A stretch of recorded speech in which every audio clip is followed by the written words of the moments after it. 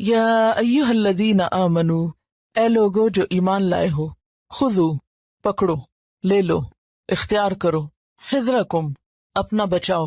حذر اور حذر کا ایک ہی معنی ہوتا ہے کسی خوفناک چیز سے ہوشیار اور چوکنا ہونا، الرٹ ہونا۔ تو خذو حذرکم اپنا بچاؤ کر کے رکھو، محتاط رہو، یا یہ کہ وہ چیز تیار رکھو جس سے تم اپنے آپ کو بچا سکو۔ فانفروا ثباتن، پھر نکلو، ثباتن الگ الگ۔ فانفروا کا لفظ جو ہے نون فیرے سے ہے، نفر، نفری کا لفظ اردو میں بھی استعمال ہوتا ہے۔ نفرہ کا معنی ہوتا ہے نکلنا، جانا۔ تو نکلو، اور مراد ہے جنگ کے لیے نکلو۔ ثباتن، ثبت ان کی جمع ہے، تے بے چھوٹی تے الف کے بغیر، ثبتن۔ ثبتن کہتے ہیں دستوں کو، ٹکڑیوں کو۔ تو نکلو الگ الگ دستوں کی شکل میں یا ٹکڑیوں کی شکل میں، چھوٹے گروپس کی شکل میں۔ اب انفرو، یا نکلو جمیعاً اکٹھے، سارے کے سارے، یعنی اکٹھے بھی نکل سکتے ہو اور الگ الگ دستوں کی شکل میں بھی نکل سکتے ہو، جیسے کہ سورۃ التوبہ میں آتا ہے انفرو خفافا و ثقالا، نکلو ہلکے ہو یا بوجھل، یعنی تھوڑے ہو یا کم۔ اب انفرو جمیعا، یا پھر سب نکلو۔ اب سوال یہ پیدا ہوتا ہے کہ کیا کسی جنگ کے موقع پر سب کا نکلنا ضروری ہے؟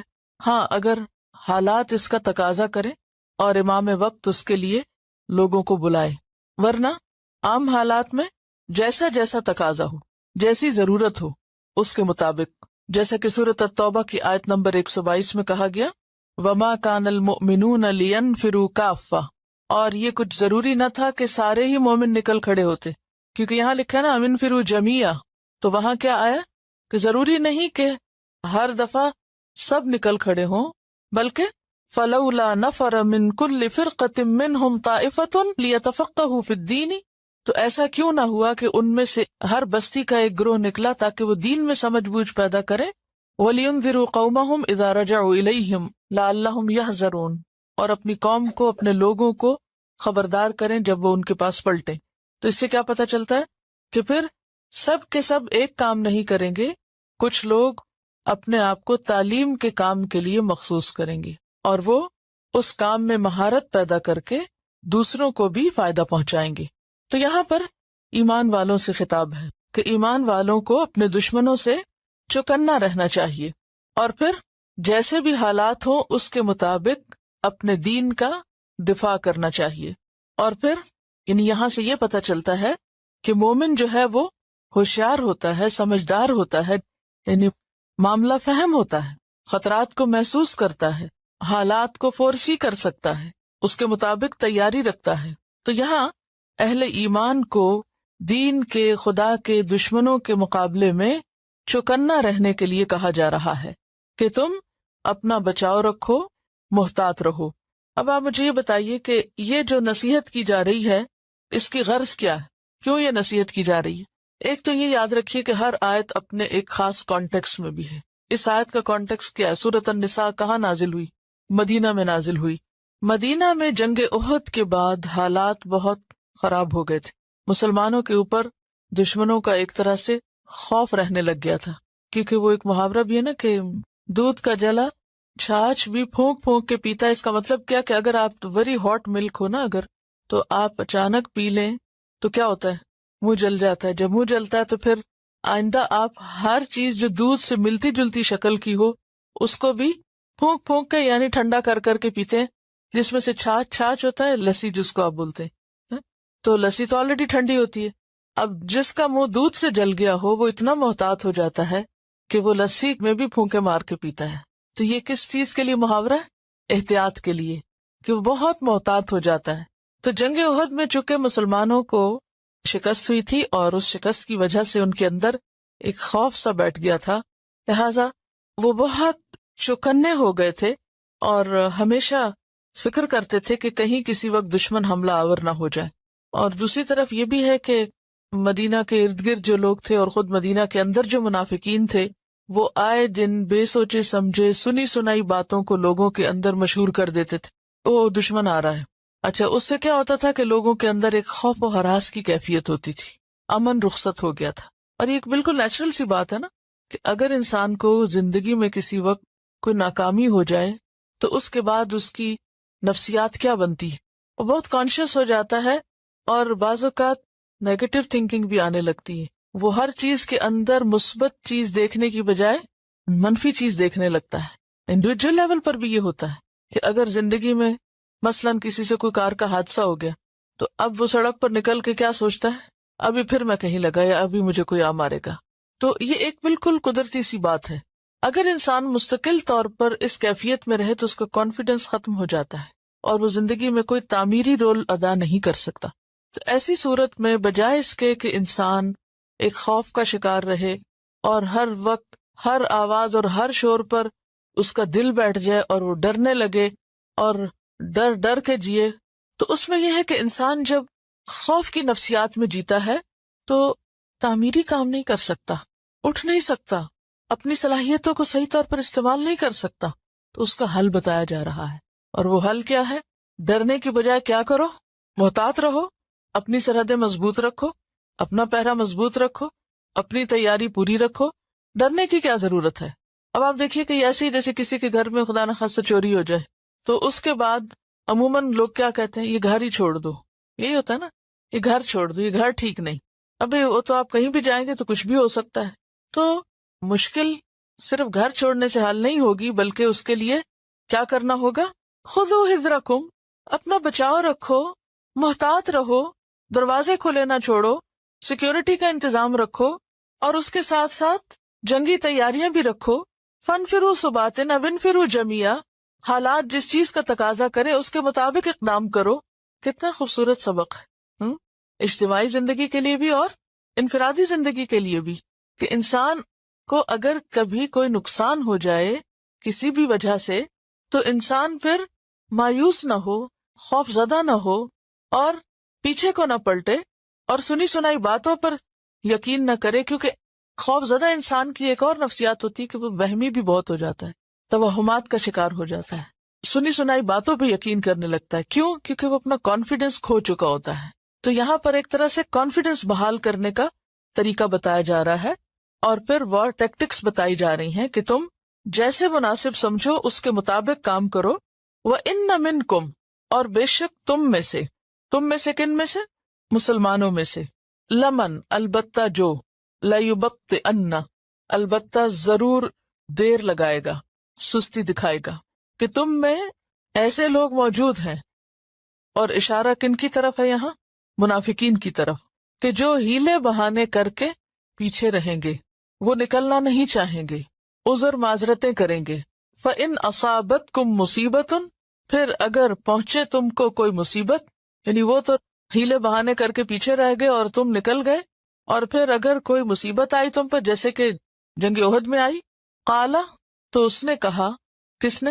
ایسے لوگوں نے جو خود نہیں نکلتے اور بہانے کرتے ہیں، قد انعم اللہ علیہ، کہ تحقیق اللہ نے مجھ پر تو بڑا ہی انعام کر دیا، مجھ پر تو اللہ کا بڑا فضل ہو گیا. وہ کیسے؟ اذ لم اکن، جب کہ نہیں تھا میں، معہم، ان کے ساتھ، یعنی شکر ہے میں جنگ پر نہیں گیا، شہیدن، حاضر، میں جنگ میں موجود نہ تھا. یہ مجھ پر بڑا اللہ کا فضل ہوا، کیونکہ اگر میں جاتا تو میرا بھی یہی حال ہوتا، مجھے یہ نقصان اٹھانا پڑتا. تو یہ بات کیوں کی جا رہی ہے؟ یہ بھی مسلمانوں کو کانشیس کرنے کے لیے اور محتاط رہنے کے لیے.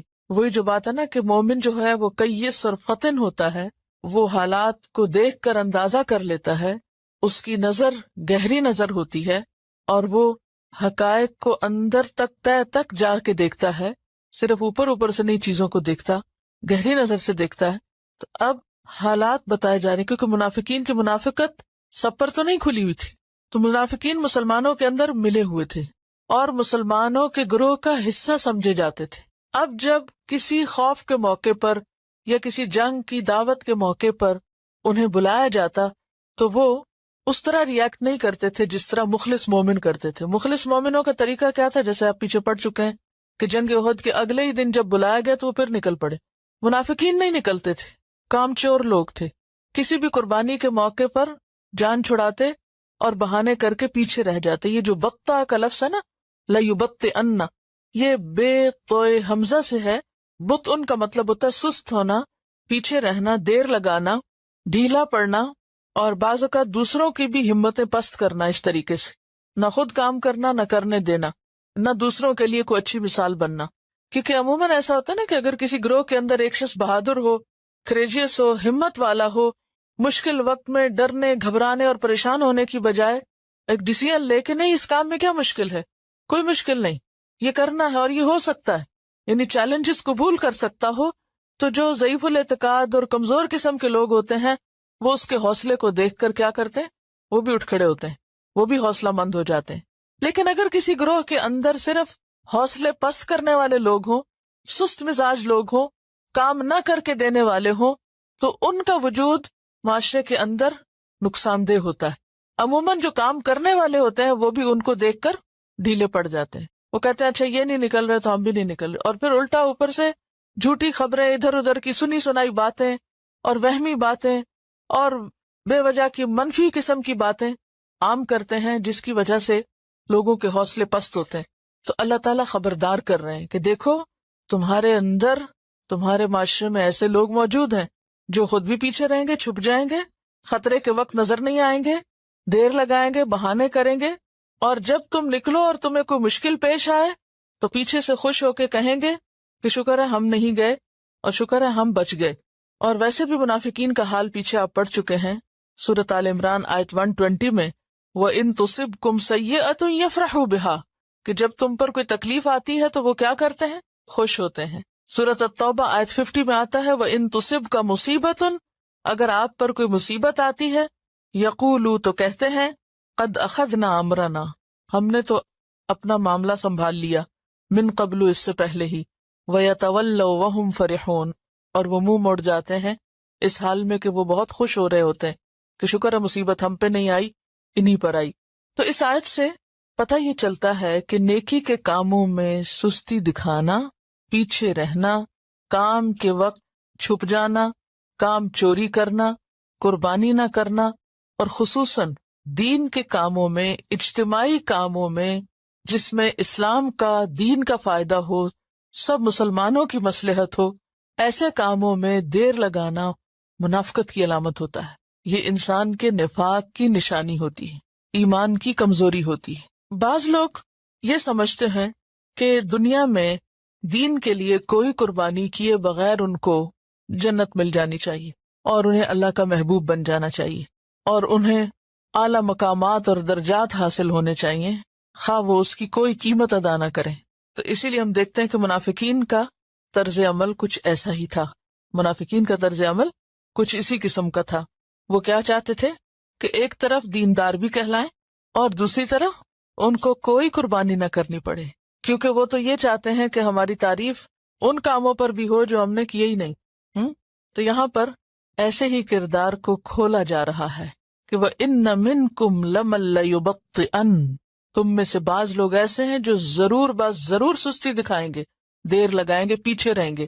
لَيُبَطِّئَنَّ، اس میں آپ دیکھیے دو ہیں تاکید کے سمبلز، کون کون سے، لام تاکید کا اور نون شد والا. یہ جب دو اکٹھے ہو جائیں تو پھر تو شدت پر شدت ہو جاتی کہ ایسے لوگ ہیں جو ضرور یہ کریں گے. اور پھر یعنی دو کام ہیں ان کے، نمبر ایک خود آگے نہیں بڑھیں گے، قربانی نہیں کریں گے، اور نمبر دو قربانی کرنے والوں پر اگر کوئی مصیبت آئے تو اس وقت خوش ہوں گے اور کہیں گے کہ شکر ہے ہم نے بڑی سمجھداری کا ثبوت دیا اور ہم بچ گئے. تو بچا کے نہ رکھ اسے کہ تیرا آئینہ ہے وہ آئینہ کہ شکستہ ہو تو عزیز تر ہے نگاہ آئینہ ساز میں.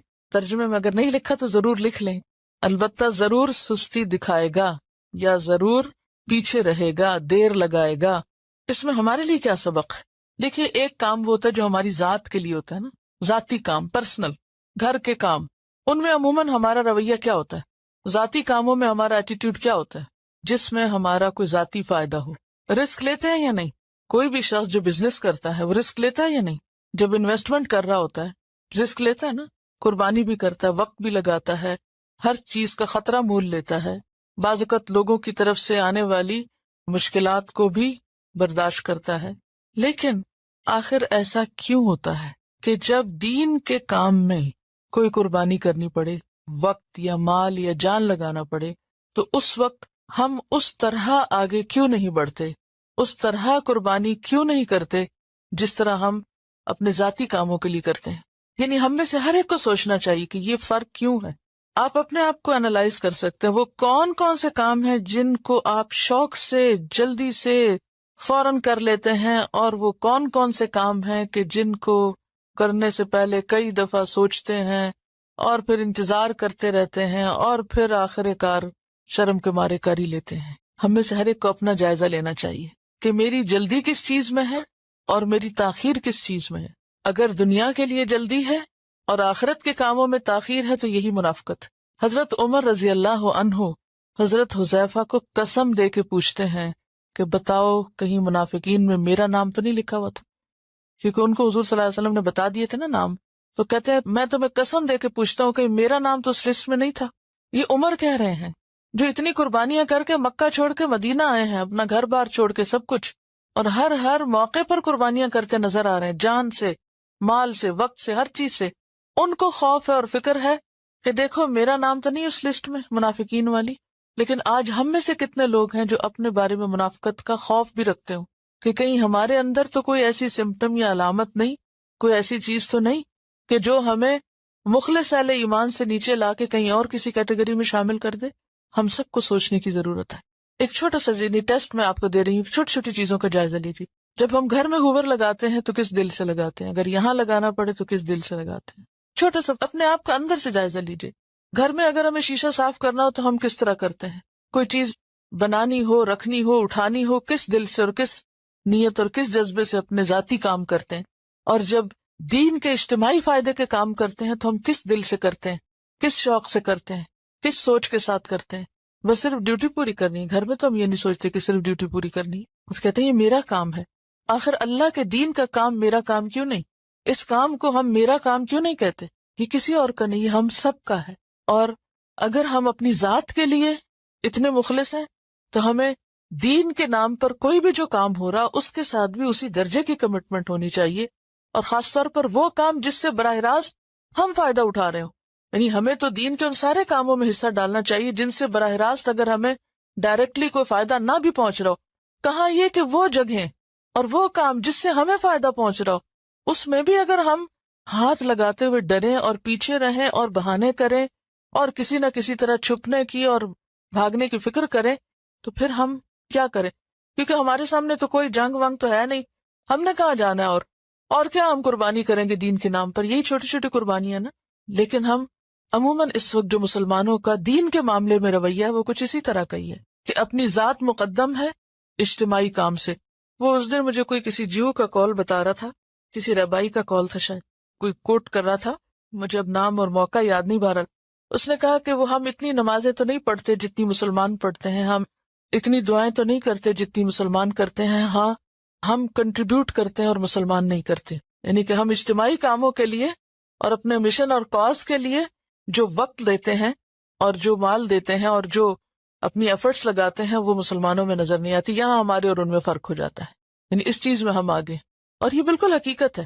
انڈیویجولی ہم اپنے نماز روزہ اور اپنی تسبیح اور اپنے فائدے کی کچھ چیزیں پھر بھی کر لیں گے، لیکن جہاں ایک کلیکٹیولی اسلام کی خدمت کا کوئی موقع آتا ہے تو وہاں ہم اس کام کو اپنا کام نہیں سمجھتے. خواہ ہم کہیں بھی ہوں، ضروری نہیں کہ میں اس بلڈنگ کی اور یہاں کی بات کریں، کہیں پر بھی کسی فورم پر بھی جہاں بھی ہم جو بھی اللہ ہماری زندگی میں ہمیں موقع دے کچھ کرنے کا. تو یہ تو بہت بڑی قربانیاں جو یہاں مانگی جا رہی ہیں، اور چھوٹی چھوٹی قربانیوں میں بھی اگر ہم اس نیت اور جذبے کو خالص نہ رکھیں اور سستی دکھائیں اور کام چوری کریں اور چھپنے اور بھاگنے کی کریں تو پھر یہ کام کون کرے گا اور کون آگے بڑھے گا؟ جو مائنورٹیز ہوتی ہیں نا، کہیں بھی جو مائنورٹیز ان کو سروائیو کرنے کے لیے اکٹھے ہونا پڑتا ہے. مائنورٹیز کو چیلنجز زیادہ ہوتے ہیں نا، انہیں سروائیو کرنا ہوتا ہے تو وہ اکیلے سروائیو نہیں کر سکتے. تو پھر ان کا فائدہ کس میں ہوتا ہے، انٹرسٹ کس میں ہوتا ہے؟ تو مل جل کر رہیں. اور پھر مل جل کر رہنے کے لیے قربانی ہمیشہ کرنی پڑتی. کہیں بھی آپ مل جل کر رہیں، اس کے فائدے بھی بہت ہیں، لیکن مل جل کر رہنے کے لیے قربانی شرط ہوتی ہے. یہ بتا رہی ہیں کہ ٹیری فاکس پہ چائنیز کا ایک چرچ بنا ہے کہ اتنا صاف ہے کہ بعض اوقات وہاں سے ویکنڈ پہ ڈرائیو کرتے ہوئے سلو ڈرائیو کر کے دیکھتی ہیں کہ ایک ایک تنکا اور ایک ایک چیز وہاں چنی ہوئی ہوتی ہے لوگوں نے، اور انتہائی آس پاس کا منظر صاف ہے تو اندر پتہ نہیں کتنا صاف ہوگا. اور مجھے بعضوں کا شرم آتی ہے کہ باہر اسلام کا نام لکھا ہو اور نیچے جہاں جو چیز جی چاہے پھینک دی جائے اور جو چیز جی چاہے بکھری بھی ہو اگی بھی ہو، ہم آخر کیا نمونہ پیش کرتے ہیں کس کے لیے؟ یعنی کوئی بھی اسلامک سینٹر ہو، اس کی باہر سے بلڈنگ اور باہر سے جو اس کا منظر ہے وہ اتنا اٹریکٹیو ہو کہ راہ چلتا رک جائے اور رک کے دیکھنے لگے اور دیکھتا دیکھتا اندر آ جائے کہ یہاں کون سی مخلوق رہتی ہے اور وہ کیا کرتی ہے، تاکہ ہم بھی ان میں شامل ہو جائیں۔ اور پھر جب وہ بلڈنگز اندر سے گندی ہے تو پھر اس کو لے آئے ہم اپنی ذات کے اندر کہ پھر ہمارے دلوں میں کیا کچھ ہوگا، کیونکہ جیسے ہم اندر ہوتے ہیں نا قدرتی طور پر باہر ویسے ہی چیزیں ہونے لگتی ہیں۔ بہرحال آگے چلتے ہیں۔ وَلَئِنْ أَصَابَكُمْ فَضْلٌ مِّنَ اللَّهِ، اور البتہ اگر پہنچے تم کو فضل اللہ کی طرف سے، اور فضل سے مراد یہاں مال غنیمت ہے، یعنی اگر کسی جنگ میں کامیابی ہو اور مال غنیمت حاصل ہو، اور مال غنیمت یا فضل کس کی طرف سے ہوتا ہے؟ سراسر اللہ کی طرف سے، کامیابی بھی اللہ کی طرف سے۔ لَيَقُولَنَّ، البتہ وہ ضرور کہے گا، کیا کہے گا؟ یا لیتنی کنت معہم، اے کاش میں بھی ان کے ساتھ ہوتا، فافوز فوزا عظیما، تو میں بھی یہ عظیم الشان کامیابی پاتا۔ عظیم الشان کامیابی اس کے سامنے کیا ہے؟ مال کا حاصل کرنا، مال غنیمت پانا۔ حالانکہ حقیقت میں عظیم الشان کامیابی کون سی کامیابی ہے؟ آخرت کی کامیابی۔ دنیا کی کوئی بھی کامیابی عظیم الشان کامیابی نہیں ہے، اصل کامیابی آخرت کی کامیابی ہے۔ اب یہ شخص جو اس وقت اس طرح کہتا ہے، مال کو دیکھ کر اسے عظیم کامیابی قرار دیتا ہے اور پھر اس وقت سوچتا ہے کہ کاش میں ان کے ساتھ ہوتا، تو اس شخص کو یہ بات کس طرح زیب دیتی ہے اور کس منہ سے کہتا ہے اور اس کا رویہ کیا ہوتا ہے؟ اور وہ یہ اس طرح کہہ رہا ہوتا ہے کہ الم تکم بینکم و بینہ مودہ، گویا کہ تمہارے اور اس کے درمیان کوئی قریبی تعلق، کوئی پیار محبت کا رشتہ تھا ہی نہیں۔ تو یہاں سے کأن سے لے کر مودہ تک کا جملہ جو ہے یہ جملہ معترضہ ہے، کلام کے بیچ میں آیا ہے۔ اس کو اگر آپ کسی بھی طرح باقی جملے سے الگ کر لیں تو بات زیادہ آسانی سے سمجھ میں آئے گی۔ اب سوال یہ پیدا ہوتا ہے کہ ایک سیدھے جملے کے بیچ میں ایک اور جملہ کیوں آیا؟ جملہ معترضہ نمبر ایک تو یہ ثابت کرتا ہے کہ یہ قرآن اللہ کا کلام ہے۔ کلام میں عام طور پر ایسا ہوتا ہے کہ ایک بات ہو رہی ہوتی ہے، بیچ میں سے روک کر دوسری بات واضح کر کے اور پھر جملہ مکمل کیا جاتا ہے، یعنی بیچ میں دوسری بات ایسی لائی جاتی ہے کہ جو اس کی اہمیت کو اور زیادہ واضح کرتی ہے۔ تو جملہ یوں مکمل ہو رہا ہے کہ اگر تمہیں اللہ کی طرف سے فضل پہنچے تو کہتا ہے کہ کاش میں ان کے ساتھ ہوتا اور بہت بڑی کامیابی پاتا، اور وہ شخص یہ بات اس انداز سے کہہ رہا ہوتا ہے کہ گویا تمہارا اور اس کا تو کوئی تعلق ہی نہیں تھا، اس کو تم سے کوئی دلچسپی نہیں تھی، تمہارے مشن سے کوئی دلچسپی نہیں تھی، اس کو ساری دلچسپی صرف اور صرف کس سے تھی؟ مال غنیمت سے۔ لہذا مال غنیمت پانے کے لیے تو وہ للچاتا ہے، یا یوں کہیے کہ مال غنیمت میں حصہ پانے کے لیے تو وہ للچا رہا ہے اور اس کو وہ عظیم الشان کامیابی قرار دے رہا ہے، اور اس کے برعکس جو جنگ میں جانے کا اصل مقصد تھا وہ اس کے سامنے ہے ہی نہیں، یا پھر کوئی انسانی ہمدردی یا اپنے دوستوں اور اپنے ساتھیوں کے ساتھ کسی قسم کا کوئی واسطہ تعلق تھا ہی نہیں۔ اب آپ دیکھیے کہ اس آیت سے ایک اور بڑی اہم بات پتہ چلتی ہے، اور وہ یہ ہے کہ انسان اگر دین سے محبت کرتا ہے تو لازماً دین والوں سے بھی محبت کرے گا، لازماً اس راستے میں چلنے والوں سے بھی اس کو ایک مودت اور محبت کا رشتہ ہوگا، اور وہ ہونا چاہیے۔ اور اگر وہ نہیں ہے تو پھر یہ کیا ثابت کرتا ہے کہ اس کو اس مشن سے کوئی دلچسپی نہیں۔ دیکھیے نا، یہ ایک بالکل نیچرل سی بات ہے کہ جس چیز کو آپ چاہتے ہیں اگر اس کو چاہنے والا کوئی اور بھی ہے تو کیا آپ کی چاہت اس شخص سے نہیں ہوگی جو اسی چیز کو چاہتا ہے جس کو آپ چاہتے ہیں؟ مثلا آپ کہتے ہیں مجھے اللہ سے محبت ہے، تو پھر قدرتی طور پر آپ کو ہر اس بندے سے محبت ہو جائے گی جو اللہ سے محبت رکھتا ہوگا۔ کیوں؟ کیونکہ آپ اس کو اپنے سے اس لیے قریب پاتے ہیں کہ جو آپ چاہتے ہیں وہ بھی وہی چاہتا ہے۔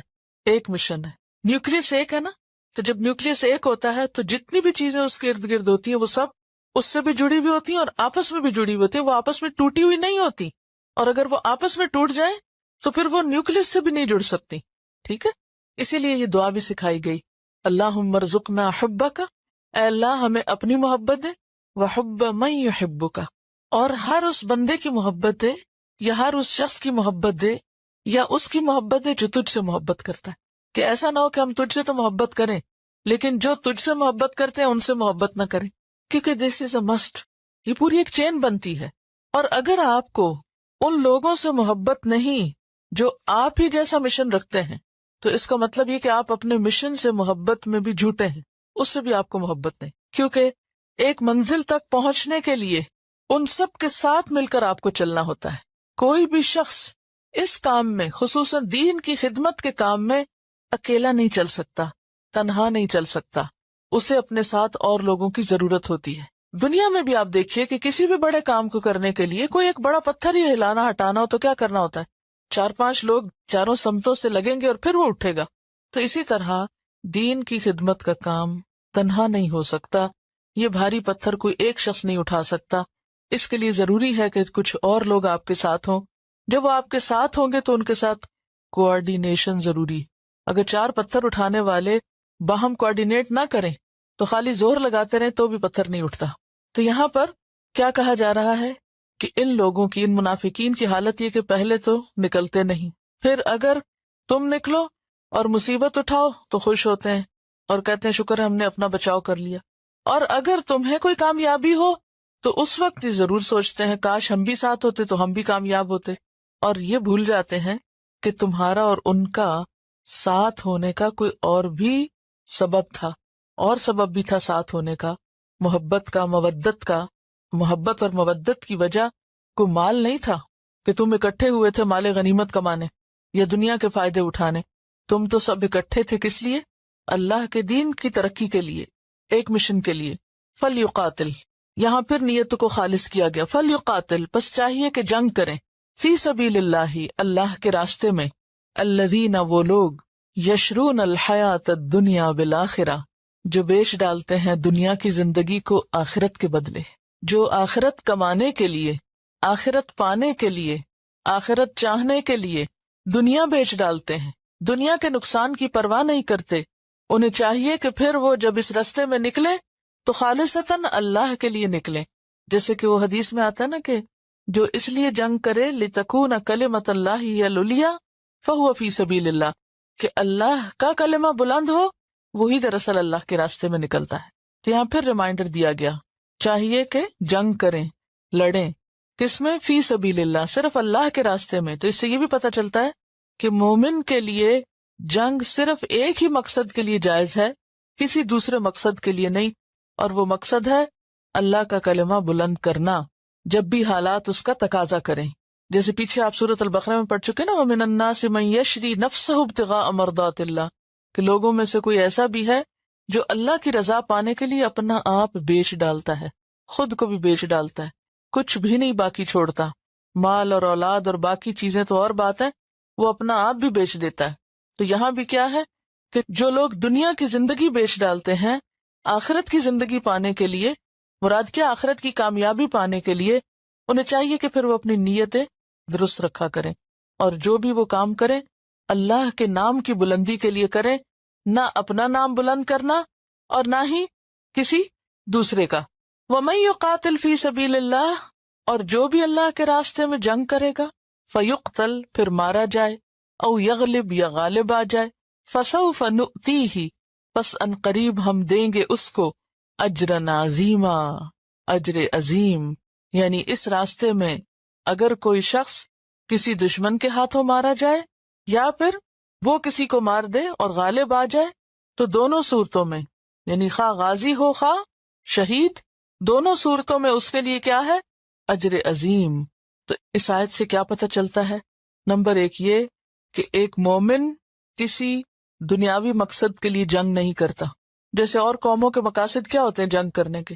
کبھی کسی ملک کے تجارتی وسائل پہ قبضہ کرنا، کبھی اس کے، یعنی بیسیکلی پرسنل انٹرسٹ ہوتے ہیں یا اپنی قوم کے انٹرسٹ ہوتے ہیں۔